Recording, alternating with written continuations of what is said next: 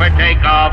We are cleared for takeoff. 5, 4, 3, 2, 1. Time to take flight in your community and in your life. This is Audio Airstrike, hosted by Everett Hall-McNeill. What's up, everybody? I'm Everett Hall-McNeill, and this is Audio Airstrike, episode 163.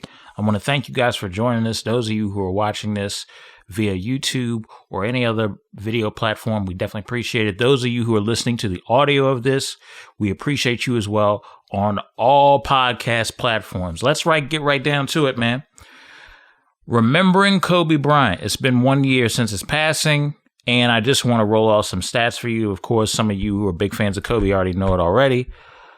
5 NBA championships, 15 All-Star Game appearances, 4 All-Star Game MVP awards, 2 NBA Finals MVP awards, a single regular season MVP award, throwing down a list of Kobe Bryant's awards is impressive enough to its own. But it is a debate around honors that really sums up his career. Sadly, Kobe Bryant passed away along with his daughter, and it still doesn't feel right that he is not here. It still feels off. It still feels like it's like a glitch. It shouldn't happen. This shouldn't be happening. He's only 41 years old. Before I move on, I want to honor the victims that also passed away with the helicopter accident. There was Kobe, his daughter Gianna, Gigi Bryant, and 13 other passengers. Peyton Chester, who's 13 years old, Sarah Chester, who's 45, Alyssa Adebelli, who is 14, Carrie Adebelli, who is 46, John Altobelli, who is 56, Christina Mizar, maybe mispronouncing that, 38, and the pilot, or Zimbayan, maybe mispronouncing that, at 50 years old. But rest in peace to all those lives that were affected, and let me tell you something. That is a hard situation to deal with, a very hard situation to deal with. When we think of Kobe Bryant, we think of excellence, we think of a mentality, and that is the Mamba mentality. And this past weekend, we saw a glimpse of that all over the world of sports. And even with adversity and even with that stuff going on, it is very, very, very important, very, very, very important that you have to press forward. Perseverance was one of the biggest things that we saw in Kobe Bryant's career. To do what he did and go out on top is fantastic. And through the injuries, through playing with different teammates that may have not been as skilled as he was, the way, politics go and the way certain things within the organization of the NBA, when you're trying to get the best players or trying to get the best fit for what you need them to do, it is one of those situations where no matter what, you have to show up, because not only is it a part of your job, but it also speaks towards your legacy and who you are as a person. It's tough because at one point, and I still think people do, I think they put him the second to Michael Jordan. I know some people are starting to put LeBron there, but I'm not going to go down that rabbit hole. We look at the Mamba mentality. We look at what the contribution that he laid down in the short amount of time. And we look at the fact that he was at peace with what he was getting into, what he wanted to do, and what he wanted to accomplish. He looked at all his accolades, the money, the fame, the stuff that everybody, beats people down for their own selfish gain. He was at the end of that road and was working on plans to create contributions, not just for himself, but for other people as well. And I think that's a huge, huge statement when you're able to look outside of yourself and do that type of thing. So definitely rest in peace to the GOAT, Kobe Bryant. He will definitely be very, very missed. Speaking of Mamba mentality, some of y'all love this man. Some of y'all hate him. Tom Brady is going to another Super Bowl. and he's in his 40s. When we think of football and we think of somebody from that sport that gives that attribute of the Mamba mentality, it is definitely Tom Brady. As much as I do not like the fact that he won all those rings, and I'm a Ravens fan, so it's kind of hard for me to admit, he has the Mamba mentality to the point where players are aware of who he is and will make crucial mental mistakes that he will take advantage of. Perfect example, NFC Championship game, Aaron Rodgers has a chance to run it in for a touchdown. He makes a mental error and throws it into double coverage, and the ball goes incomplete. You had a lane, sir. Look at me. You had a lane, sir. I know I'm not the one to be criticizing Aaron Rodgers, but I will. You had a lane, sir, to run it in for a touchdown yourself, and you didn't take it. Lamar would have ran it in. Lamar would have definitely ran it in. But switching gears to Tom Brady, when we sit back over here and look at this, 6 Super Bowls, MVP awards, you name it, he's on the record sheet. He surpassed Joe Montana for years. You know what I mean? It's something you just can't deny anymore. As much as you don't like it, he will be in the Super Bowl facing against Patrick Mahomes. And I'm going to be honest with you. Both these guys have shown attributes of the Mamba mentality throughout their careers so far. I know Patrick Mahomes is the younger, and in a lot of ways, when Tom Brady calls it quits, the way it's looking, Patrick Mahomes is going to be pretty much the face of the franchise in terms of the NFL. He exhibited the Mamba mentality. He never quits. He's kind of like Brady. The game is never over with these two. These two can come back like it's nothing. It's scary how they resemble each other in terms of their drive to succeed and stuff like that. So this is going to be a good matchup.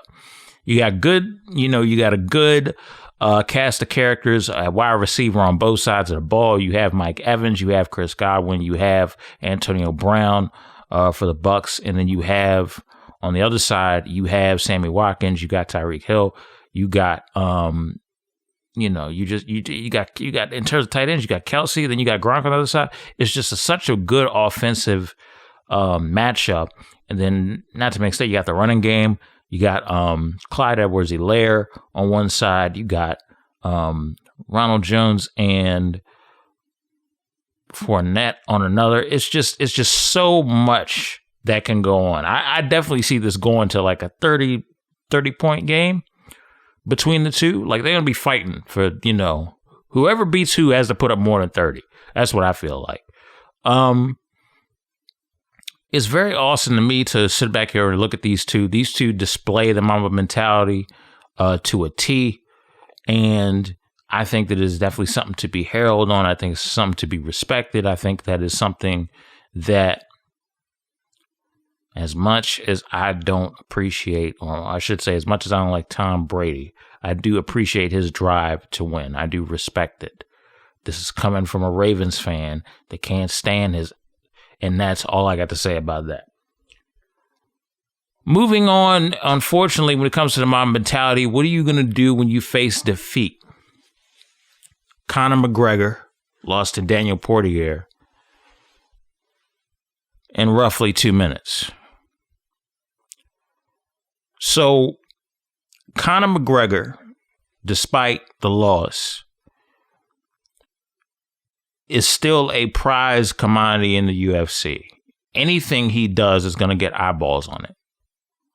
And anything he does is newsworthy at this point. He is a major star within the world of MMA. However, he's a family man now. There are things that have taken precedent in his life. And I noticed some things. He was back when Conor was building and buy rates were going up and he was building his brand. Everybody knows that Conor McGregor is hated by some people. People want to see him lose, and they will tune in and pay their hard-earned money in hopes that somebody like a Nate Diaz or a Daniel Portier puts him in his place, or Khabib puts him in his place. We've seen this chess move before. I'm going to act like the villain. I'm going to act like the bad guy. I'm going to be arrogant as hell. And you are going to pay buku money to see me lose, to hope that I lose. But in reality, I'm making more money off you playing the role of the villain. And you are part of my plan. You're part of my scheme. It works. So when he was doing that, it seemed like that there was extra motivation to embarrass somebody. I'm saying the brand is built. Proper 12 is selling. You're in commercials. Your brand is built. He has a family. So my thing is this. And he has said that he still wants to continue to fight. He won't be fighting until July due to the fact they haven't cleared him to fight yet. He was seen on crutches not too long ago. I think it was like the day after the fight they saw him on crutches. So he hasn't been cleared to fight he won't be cleared to fight until July. The reality of the situation is that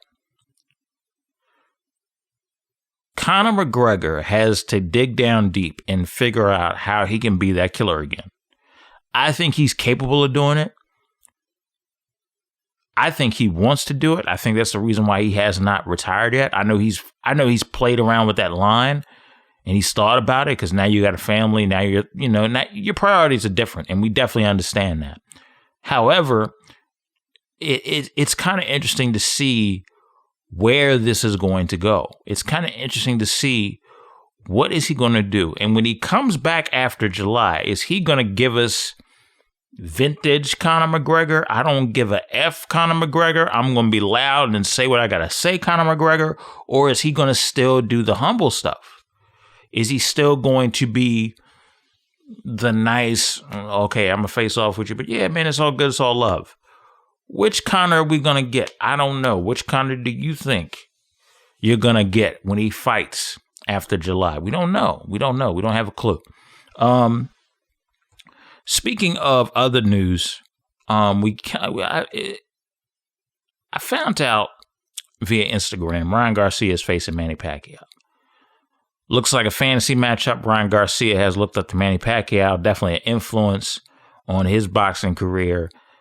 So if you get the chance to work with a legend, there's a good chance you're going to take it, despite, backlash, people thinking he's ducking Tank, because that's the match that everybody wants to see. I look at it like this.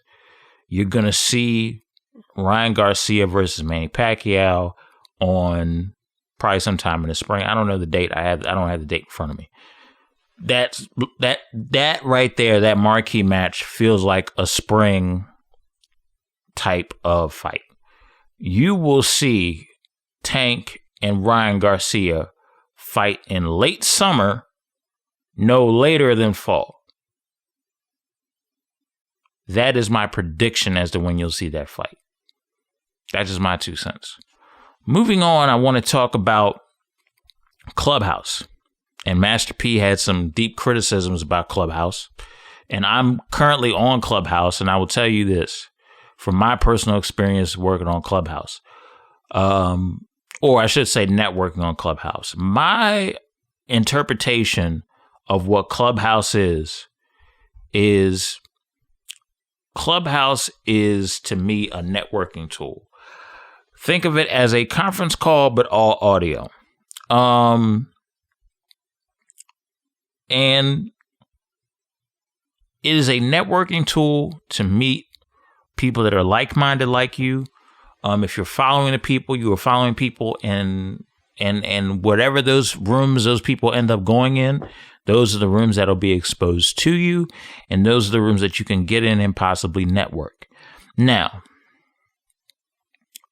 This has been an argument that we've heard before. If you are a black creative, if you are African American, the conversation has been this. We make platforms cool, hip, hot. This is stuff that we know that we do.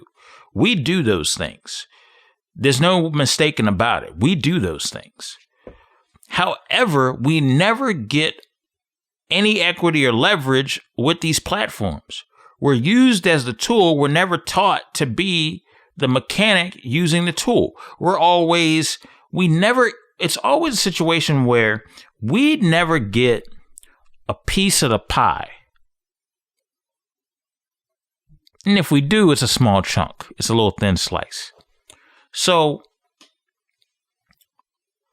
we don't get a piece of the pie like we want to, and we definitely ain't getting a piece of the recipe. We ain't even getting the recipe. So it's gotten to a point now that Master P has been very critical over this, because here's a situation again where African Americans, and I'm going to be honest, we determine a lot of things that are cool and hip in American culture. It's a fact. Look it up.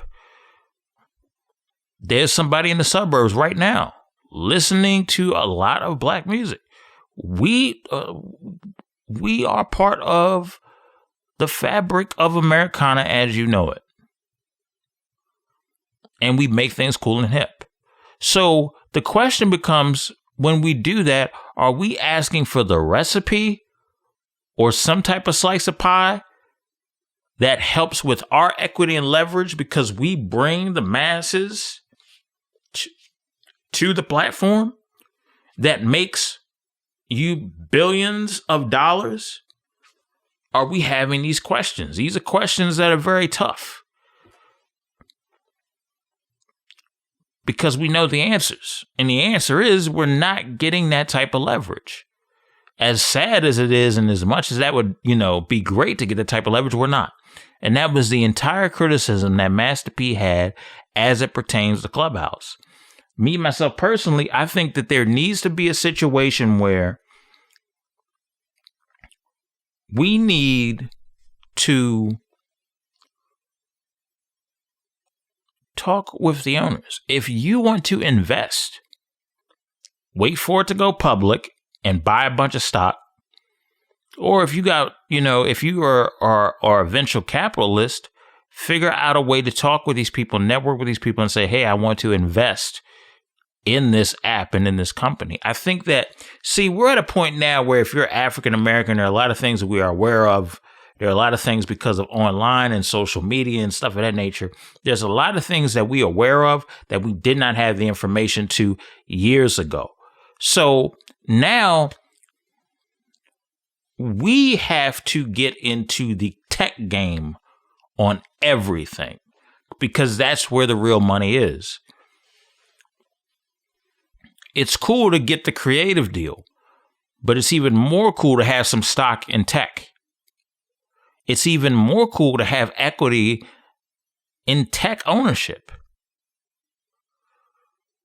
And that's the reality of the situation, folks, is that when you have that, I'll be honest with you. When I look at Netflix, I look at it as a tech company. When I look at Spotify, it's a tech company. When I look at Apple Music is a tech company.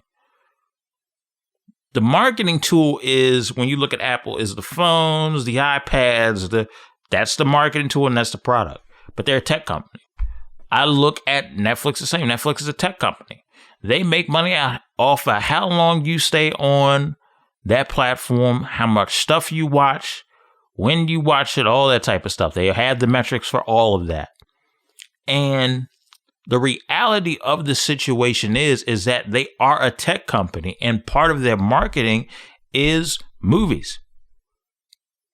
You look at any app that you open up for entertainment purposes or networking purposes, it is a tech company. They make money about how many people you are gravitating towards your app and how many ads can you push on them, possibly, depending on what the application is and if they allow it, to make money off them.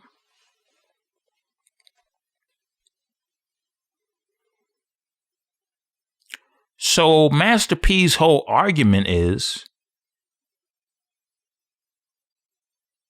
it's cool to make things hip, but make sure you have equity in it.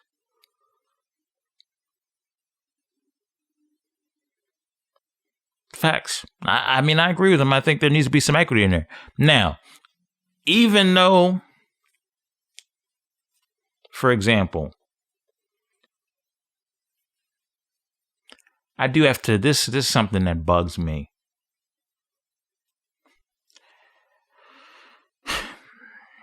People got on Clubhouse. They didn't question the application. They didn't question how different it was going to be from Facebook and Instagram. They didn't question it. They just went and did it.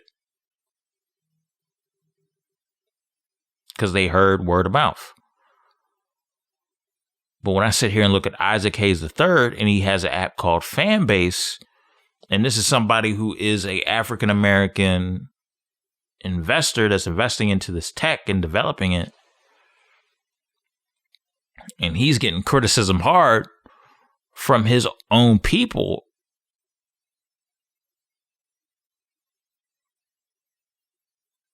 It's kind of tough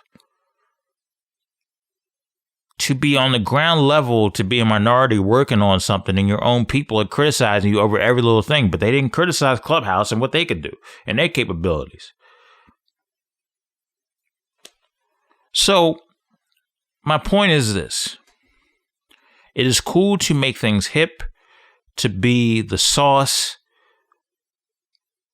but make sure you understand or have some equity and leverage in the recipe.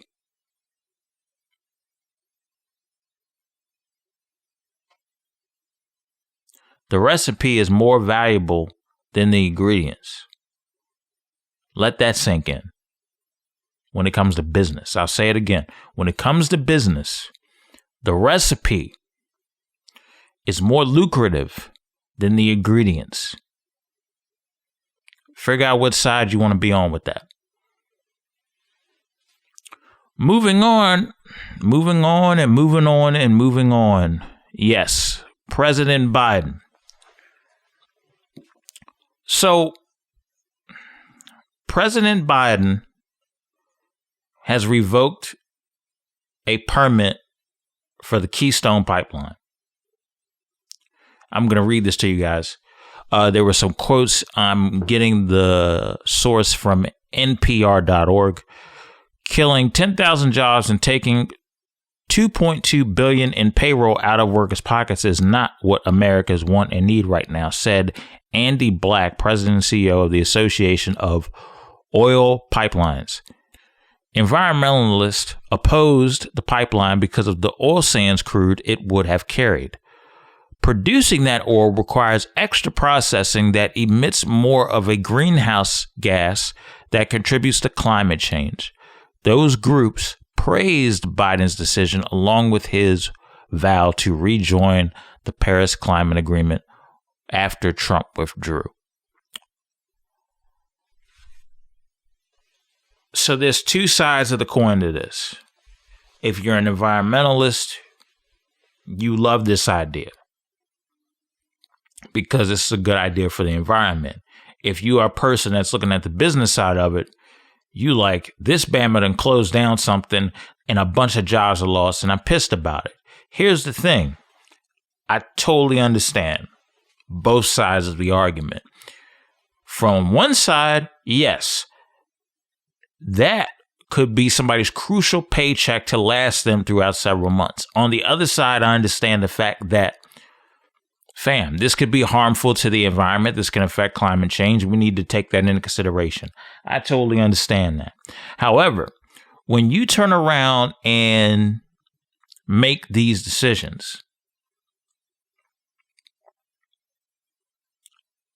you're in a situation where you can't win.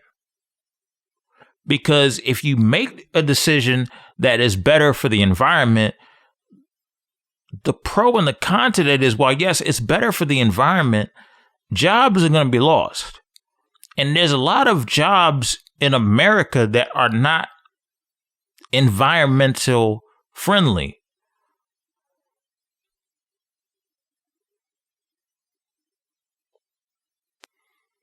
So if we doing this, are we going to shut more jobs down that are going to be not environmental friendly?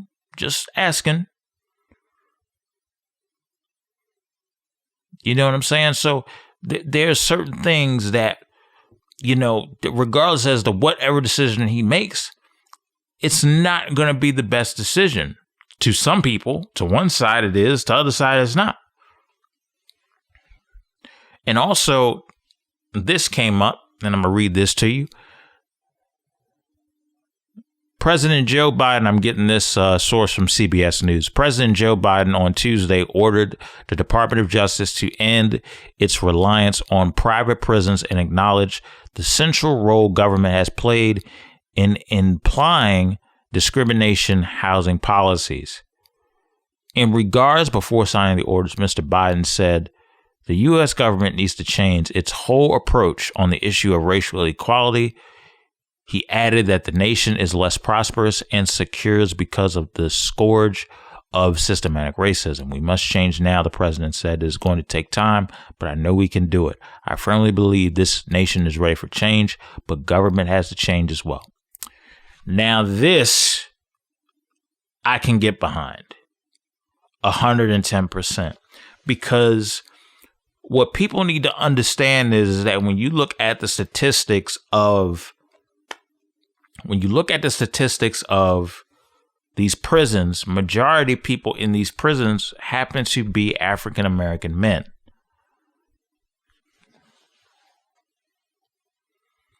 I want you to think about that for a second. Do your research on private prisons. It is a business. I make more money off you incarcerated than free.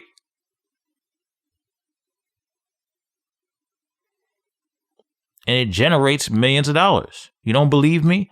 Look up the info. And this has been used as a tool, sadly, in certain regards, in some situations. I'm not going to say all, because every single case is different. But sadly, systematic racism has played an influence into private prisons in some cases. And this is a fact. So this I can get behind, because it peels back the veil of several issues within the prison system on systematic racism. This pulls back the curtain, possibly on other situations where people may be wrongfully accused, may be in there for, lesser crimes they shouldn't be in there for. Who knows? But this is something that I can get behind. This may do some good, but I have to see. It's one thing to put an order in. It's another thing to walk it and talk it and put it out there. I'm going to ask you this question. What do you think about President Biden's first couple of days in office?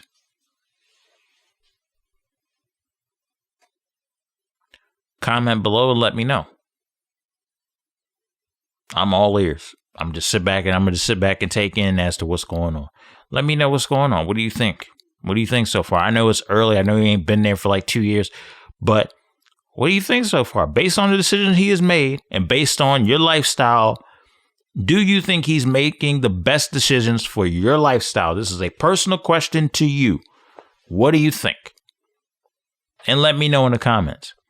Now, I want to get into this real quick. Folks, I want to talk to you about, we're a month into this year,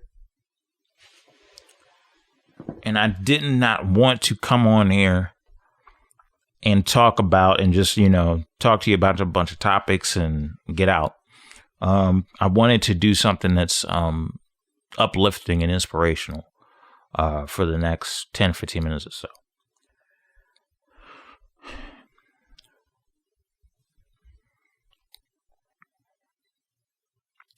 We are in a new year in 2021. We are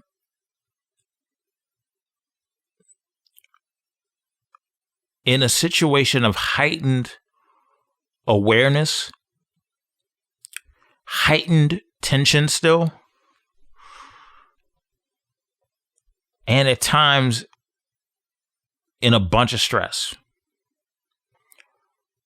Those of you guys who have been dealing with the pandemic, dealing with the altered way of learning. And I want to give a special shout out to those that are in the teaching field, because and I'll just say this, where I live at, there has been a push to get schools open. And I'm not sure that I agree with how that is being done.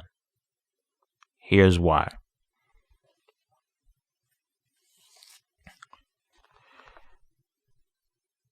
Teachers can lose their credentials by March if they don't comply to the certain procedures that are being done with the reopening of schools. That is a red flag for me. When the governor of the state that I live in was adamant about not opening schools when President Trump was in office.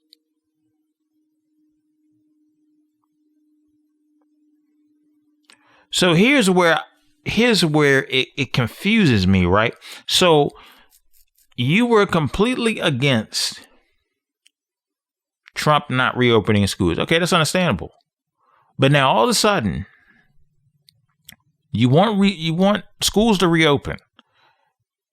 And if the teachers don't comply to that by a certain time, there are certain credentials that you have put in place that can get taken away. That's eligible to get taken away.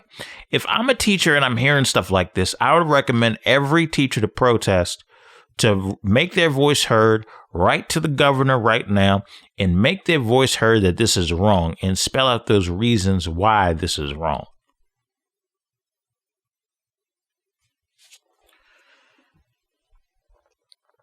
We are in a day and age where people are nervous, afraid, scared over a lot of different things.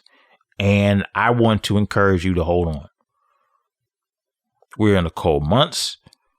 People are thinking differently. We don't know what's going to happen from one day to the next. And it can be stressful and very paranoid to deal with that and to have that move forward. It is a lot. I'm somebody who leans on my faith when those times happen. I'm somebody who looks towards the hills, which was coming my help when certain things happen. With that being said, I can't throw in the towel just yet.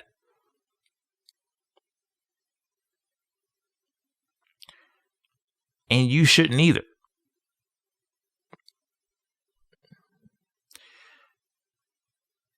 You shouldn't have to worry. You shouldn't have to stress by yourself. Talk with somebody you trust. Open up. Please do not keep that stuff bottled in. Please do not do that. It is not healthy and it's not beneficial for you. Please do not do that. When you keep stuff bottled in and you don't open up to people, when you're hurting, when you're struggling, when you're ticked off about something, it is like poisoning yourself. And the only person that damages is you. And you are too worthy, too talented, too electric, too nice of a person, too genuine of a person to be sabotaging yourself of the life that you can live and the destiny that you have been called to carry out.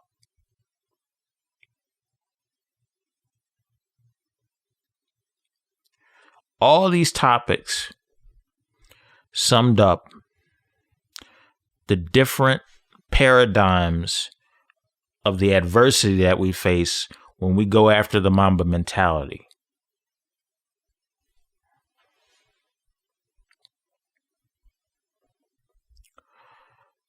The Mamba mentality can be seen from a mother that raises kids by herself and the father figure is not there. The Mamba mentality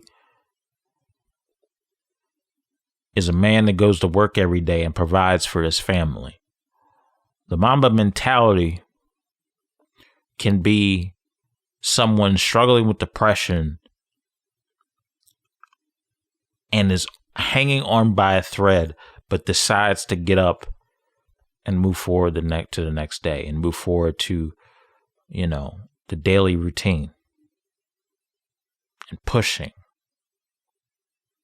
The Mamba mentality can be seen from first responders that are working around the clock to make sure that everybody gets better in an effort to hope and work towards everybody getting better from a virus that in a plague that we really can't see in COVID-19.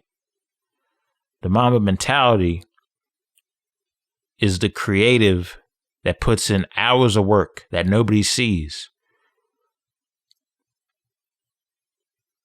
to create something that's bigger than him through his art, through his photos, through his paintings, through her film, through her podcast, through her radio show, through her designs, through her architecture.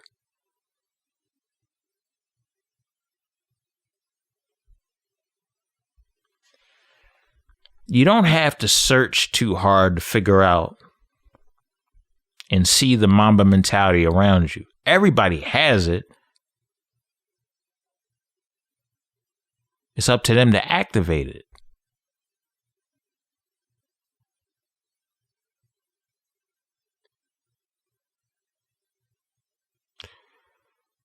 You are in control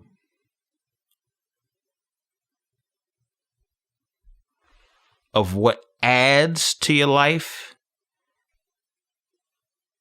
and what subtracts from your life.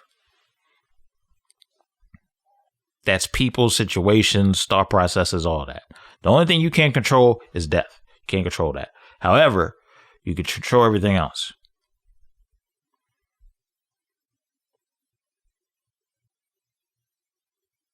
So, if nobody else tells you, I'm proud of you for making a decision to keep on going. I'm proud of you that you didn't throw in the towel just yet. I'm proud of you that even though you're tired and annoyed and frustrated and people have gotten on your nerves, that you keep it pushing and keep it moving.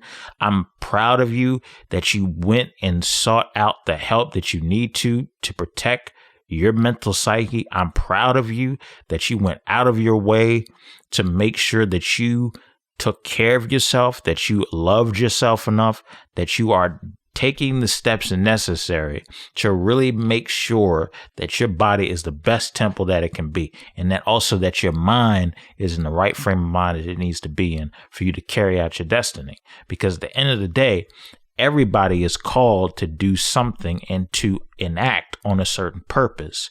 If you are here for your own selfish game, let me tell you something right now. You are winning short term. You ain't going to win long term. I'm telling you that right now. You are not doing that. You're going to win short term. You might get a couple wins here and there, but they're going to be very insignificant. The people that focus on building and growing with others are the ones that succeed, and also their succeed in their success, I should say, their success lasts to the point where generations down the line remember it. You have a choice today to figure out where do you want to be, and I encourage you, please do not throw in the towel. Please don't be arrogant like these other people. Please don't. Please, please, please have a sense of class, have a sense of dignity, have a sense of self-respect. Don't sit over here and sit over there and sell your soul for pocket change. You're worth more than that. sell the very essence of who they are for short-term success. It is sad to watch. It is crazy to watch. And I hope that never happens to you. And some of y'all that I know personally, that ain't going to happen to you. Y'all are go-getters. Do whatever you got to do, but make sure you do it with some self-respect and dignity. This has been another edition of Audio Airstrike. I am so humbly grateful that you took time out of your day to listen to this podcast today. I hope that you accomplished everything that you ever wanted to accomplish. I hope that you enjoyed me kind of just speaking from the heart about the certain topics that are going on and also the certain topics that we're dealing with in life, society, and culture. I definitely want to thank you for taking time out to listen. Make sure you subscribe to our YouTube page. Make sure you listen to us on TikTok as well. We have our 15-second takes, very honest and to the point. We also have, for those of you who are on Clubhouse, actually, I just got approval from my club, Audio Airstrike, and we have deep conversations with other millennials and Gen Zs over stuff that affects us in life, society, and culture. So if you're on Clubhouse and you're listening to this podcast, make sure you type in, if you're looking for a certain club, make sure you type in Audio Airstrike if you're interested. And follow the group, man. And we have discussions periodically. I'm going to be working on putting more discussions together and just having a very progressive conversation and a healing conversation about how stuff today as a millennial, as somebody at Gen Z, how that affects us across the board in life, society, and culture. So definitely check us out on Clubhouse as well. And also, you know the deal. You can find us on all podcast platforms under the name Audio Airstrike. Until next time, everybody, y'all take care. Have a good rest of your week. Don't give up. Keep going.